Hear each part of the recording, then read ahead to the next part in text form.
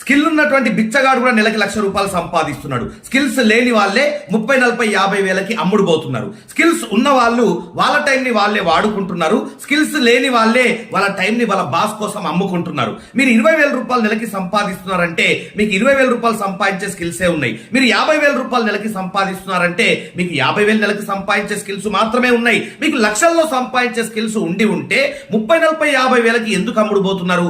ఆలోచించాల్సినటువంటి విషయం. చాలా మంది మాకు జాబ్ దొరకట్లేదని చెప్పేసి బాధపడతా ఉంటారు. మిత్రమా, మీతో పాటు చదువుకున్న వాళ్ళకి జాబ్ వచ్చిందా రాలేదా? మీకు రాలేదంతే. ఎందుకంటే మీలో స్కిల్స్ లేవు. చాలా మంది మాకు బిజినెస్ లో టర్న్ ఓవర్ పెరగట్లేదని చెప్పేసి బాధపడతా ఉంటారు. మీతో పాటు బిజినెస్ చేస్తున్నటువంటి మీ కాంపిటేటర్స్ కి బిజినెస్ లో టర్న్ ఓవర్ పెరుగుతుందా లేదా? మీకు పెరగట్లేదు అంతే. ఎందుకంటే మీలో స్కిల్స్ లేవు. చాలా మంది మాకు గవర్నమెంట్ జాబ్స్ ఇవ్వట్లేదండి అని గవర్నమెంట్ ని బ్లేమ్ చేస్తా ఉంటారు. ఒక విషయం చెప్పన్నా, మీరే ఒక కంపెనీకి ఎండి అనుకోండి, మీరే ఒక కంపెనీకి మేనేజ్మెంట్ అనుకోండి. నేను మీ దగ్గరికి జాబ్ కోసం వచ్చిన, కానీ మీరైతే స్కిల్స్ కోరుకుంటున్నారో అవి నా లోపల లేవు. మీరు నాకు జాబ్ ఇస్తారా? ఇవ్వరు కదా. మరి అట్లాగే గవర్నమెంట్ జాబ్ కావాలన్నా ప్రైవేట్ జాబ్ కావాలన్నా వాళ్ళు ఆశించే స్కిల్స్ మీలో లేవు. వాళ్ళు మీకెందుకు జాబ్ ఇవ్వాలా? మీతో పాటు సేమ్ వయసు ఉన్నోడు కోట్లు సంపాదించేసిండు, కానీ మీరు సంపాదించలేకపోయినరు. ఎందుకంటే మీలో స్కిల్స్ లేవు.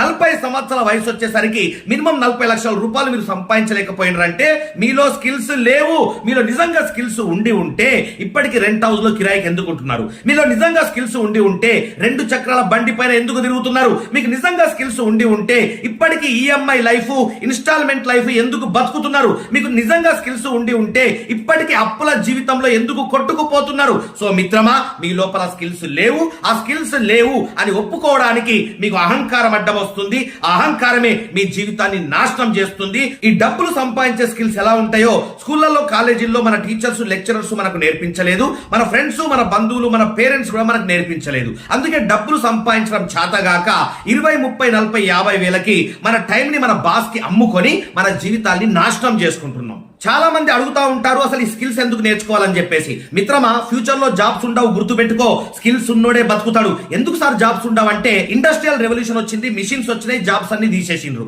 తర్వాత టెక్నికల్ రెవల్యూషన్ వచ్చింది, కంప్యూటర్స్ వచ్చినాయి, జాబ్స్ అన్ని తీసేసిండ్రు. తర్వాత ఇప్పుడు ఆర్టిఫిషియల్ ఇంటెలిజెన్స్ వచ్చింది, సాఫ్ట్వేర్లు కూడా పిసుక్కుంటున్నారు, తీసి బయట అవతల పడేస్తున్నారు. సో డిజిటల్ మార్కెటింగ్ వచ్చింది, జాబ్లు పోయినాయి. ఈ కామర్స్ వెబ్సైట్స్ వచ్చినాయి, జాబ్లు పోయినాయి. అట్లాగే ఆటోమేటిక్ డ్రైవింగ్ కార్స్ వస్తున్నాయి, ఓలా, ఊబర్ జాబ్లు కూడా వెళ్ళిపోబోతున్నాయి. డ్రోన్ సిస్టమ్స్ వస్తున్నాయి, స్విగ్గీ, జొమాటో డెలివరీ జాబ్స్ కూడా వెళ్ళిపోబోతున్నాయి. అంటే మిత్రమా, ఫ్యూచర్ లో జాబ్స్ ఉండవు, స్కిల్ ఉన్నోడే బతుకుతాడు.